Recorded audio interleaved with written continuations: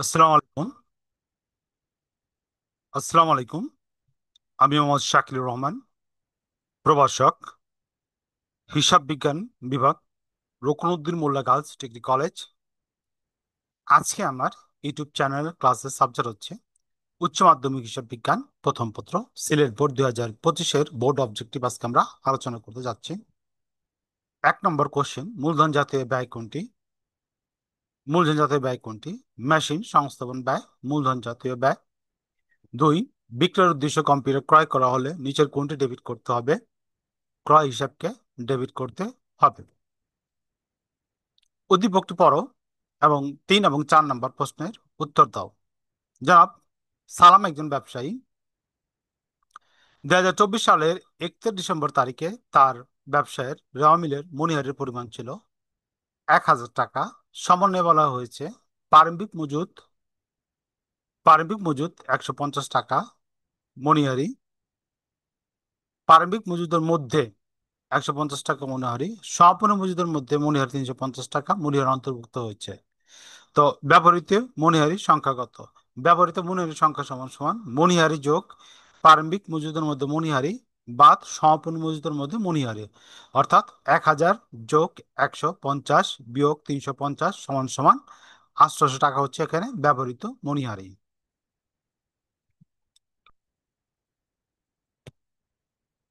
জনাব 4 নম্বর, জনাব সালামের ব্যবসায় আর্থিক বিবরণীতে অব্যবহৃত মণিহারি 150 টাকা হিসাবভুক্ত করা হলে আর্থিক বিবরণীতে কি প্রভাব ফেলবে? স্বল্পমূল্যের পরিমাণ বেশি দেখানো হবে এবং নিট লাভের পরিমাণ হ্রাস পাবে। অ্যান্সার ক। 5, আয় ব্যয় হিসাবের উদ্ধৃত কোন দাখিলায় শূন্য হয়? সমাপনী দাখিলা। নিচের কোনটি অস্পর্শনীয় সম্পদ? সুনাম। লেজার শব্দটি কোন শব্দ থেকে এসেছে? ইংরেজি লে শব্দ থেকে লেজারটি এসেছে। ক্রেডিট ব্যালেন্স সাধারণত কি নির্দেশ করে? আয় ও দায়।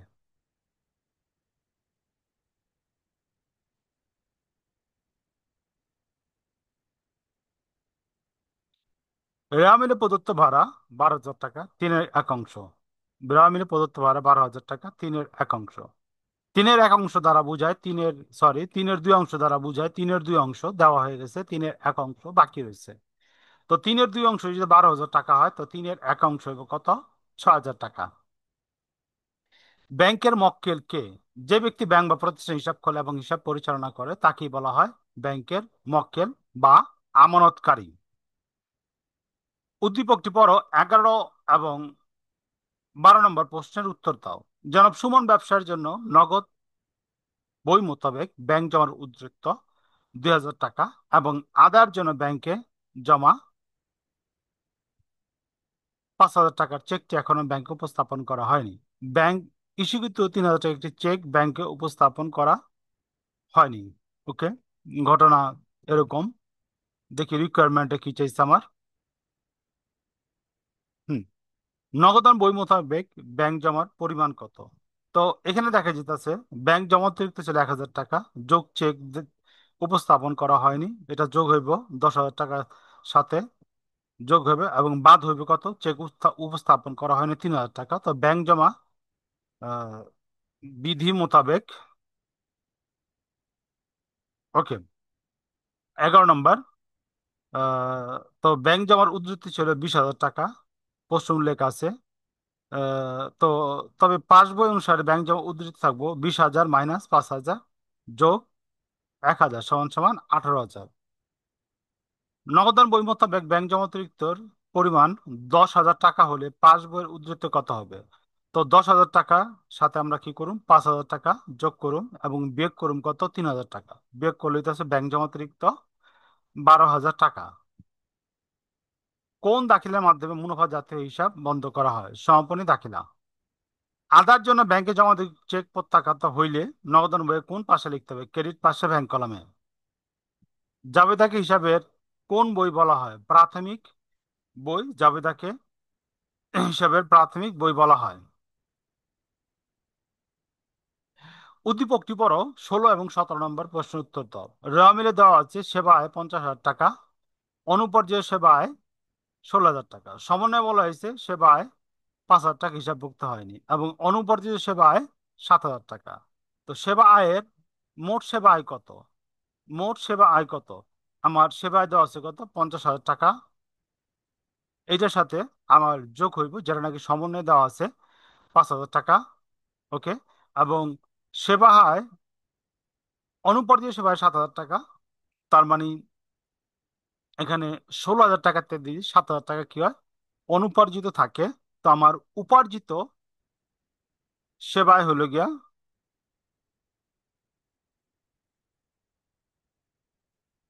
16,000 বিয়োগ 7,000, উপার্জিত সেবায় হলো কত? 9,000 টাকা। তো 9,000 টাকা। তো 55,000 টাকা যোগ 9,000 টাকা,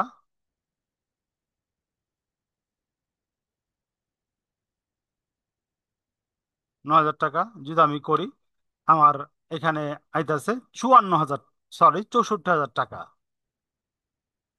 এই 64,000 টাকা হলো আমার কি অনুপার্জিত মোট সেবা আয়। অনুপার্জিত সেবায় 7,000 টাকার পরিবর্তে যদি 4/1 অংশ অর্জিত হতো তখন নিট সেবার পরিমাণ কত থাকতো? অর্থাৎ এখানে আমার 16,000 টাকা আছে। এই 16,000 টাকার মধ্যে যদি 4/1 অংশ অর্জিত হতো, ভাগ 4 গুণ 1 সমান সমান যদি 4,000 টাকা অর্জিত হইতো, এখানে যদি 4,000 টাকা হইতো তখন কি হইতো? তখন আমার সেবায় হইতো 59,000 টাকা। ওকে। অ্যান্সার হলো খ। ক্যাশ মেমো কে প্রস্তুত করে? ক্যাশ মেমো প্রস্তুত করে ক্রেতা।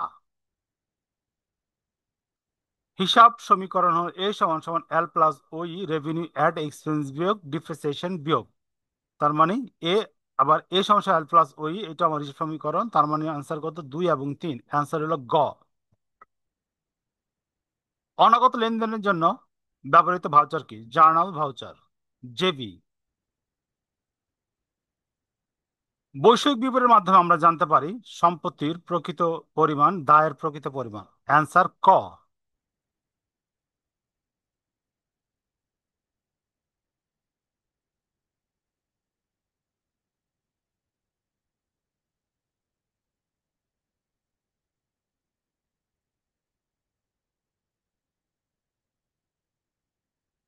উদ্দীপকটি পড়ো, 22 এবং 23 নম্বর প্রশ্নের উত্তর দাও।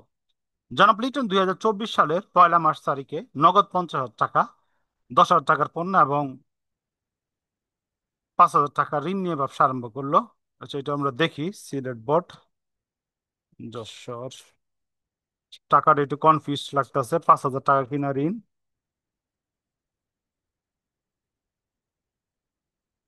না, এখানে 50,000 টাকা ঋণ নেব।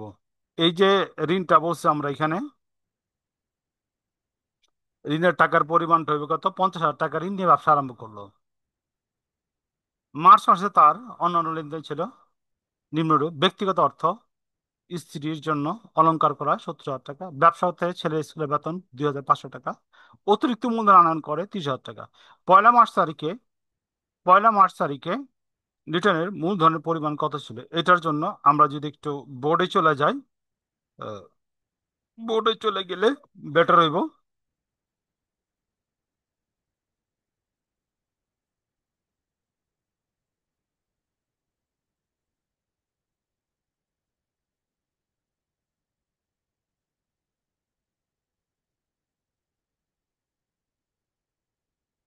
হুম, আমরা বোর্ডে চলে যাই।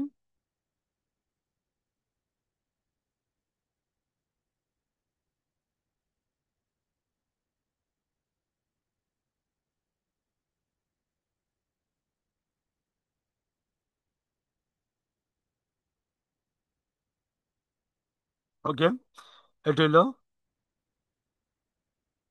22 তারিখ। তো 1 মার্চ তারিখে তার মূলধনের পরিমাণ হাতে নগদ ছিল কত? আচ্ছা, তো লিখি প্রারম্ভিক মূলধনের পরিমাণ।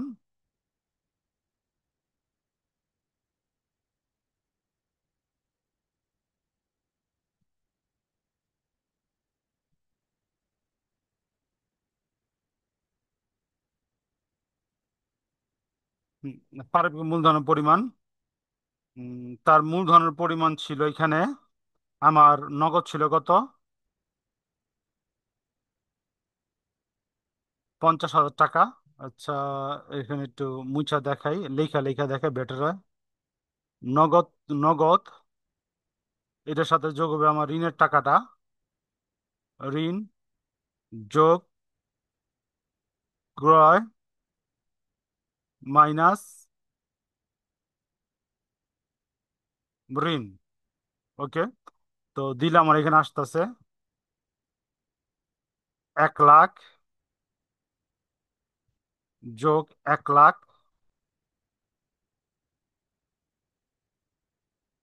বিয়োগ 50,000 সমান সমান আসতেছে আমার 1,50,000। ওকে, তো অঙ্কতে দেখা যেতেছে 1,50,000, এখানে আপনার কোনো অপশন নাই। ওকে, সঠিক অ্যান্সার আমার 1,50,000। তো যদি আমি এটার সাথে যে অতিরিক্ত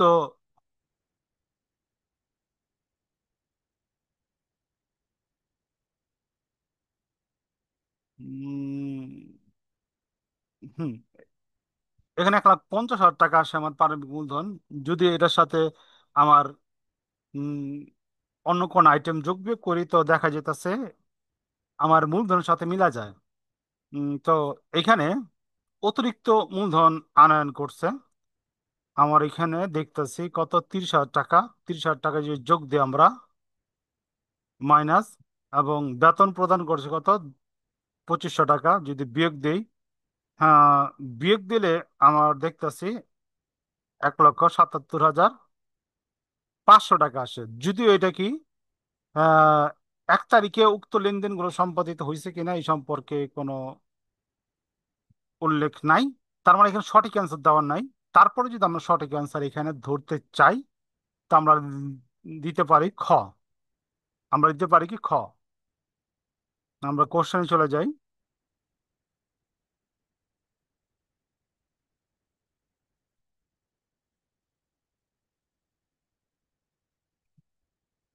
হুম, সঠিক অ্যান্সার দেওয়া নয় 22 তারিখেরটা।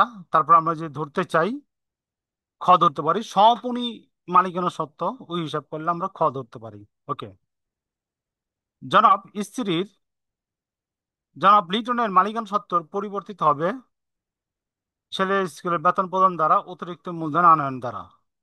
ওকে, হিসাবের গাণিতিক শুদ্ধতা যাচাই করা হয় আহ, কিসের মাধ্যমে? হিসাবের গাণিতিক শুদ্ধতা যাচাই করা হয় র মিলের মাধ্যমে। র মিলের উভয় পাশ যদি মিল হয়ে যায়, তো ধরে নেওয়া হয় হিসাবটা ঠিক আছে। ইজারা সম্পত্তি অবলোপন হয় মুনাফা জাতীয়। এটা ইজারা সম্পত্তি অবলোপন হলো মুনাফা জাতীয় ব্যয়। এটা কি? মুনাফা জাতীয় ব্যয়। নিচের কোনটি কন্টা সম্পদ? পুঞ্জীভূত অবচয় হলো কন্টা সম্পদ। অর্থাৎ সম্পদের বিপরীতে কি করা হয়, এই হিসাবটা তৈরি করা হয়। 27 তারিখ হলো বিক্রয় মাইনাস বিক্রিত পণ্যের ব্যয় মাইনাস পরিচালন ব্যয় সমান সমান কি নিট লাভ বা ক্ষতি হইতে পারে।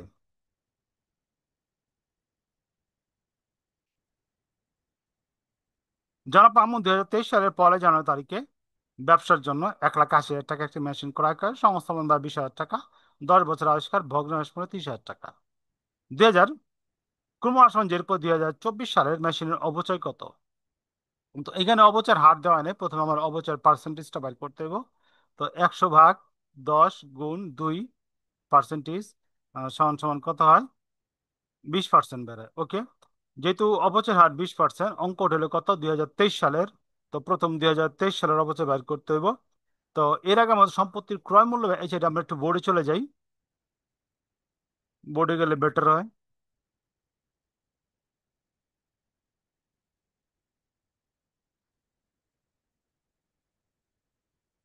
হুম, এটা হলো 28 তারিখ। অবচয়ের হার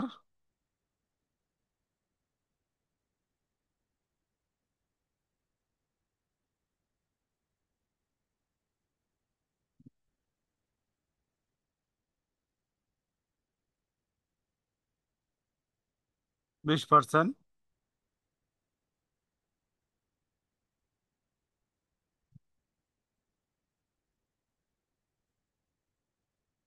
2023 সালের অবচয় সম্পত্তির মূল্য হলো 2 লাখ টাকা। সবগুলো যোগ করলে গুণ 20%, 40,000। 2024 সালের অবচয়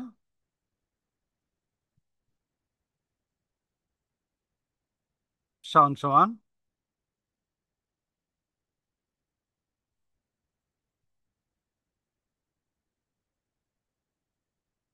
গুণ 20% সমান সমান 32,000 টাকা। তো আমার 2024 সালের অবচয় কত? 32,000 টাকা। তো আমরা অঙ্কে চলে যাই।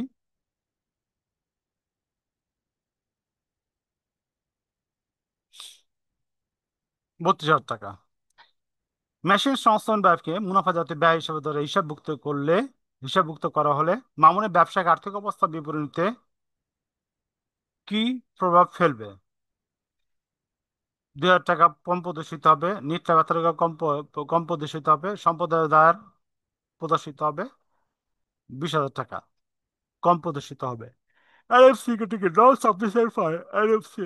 ওকে, তো আজকে আমাদের সিলেট বোর্ড 2025-এর বোর্ড কোশ্চেন সলিউশন ক্লাস এখানে সমাপ্তি। পরবর্তী লিখে দেখার জন্য আমন্ত্রণ রইল।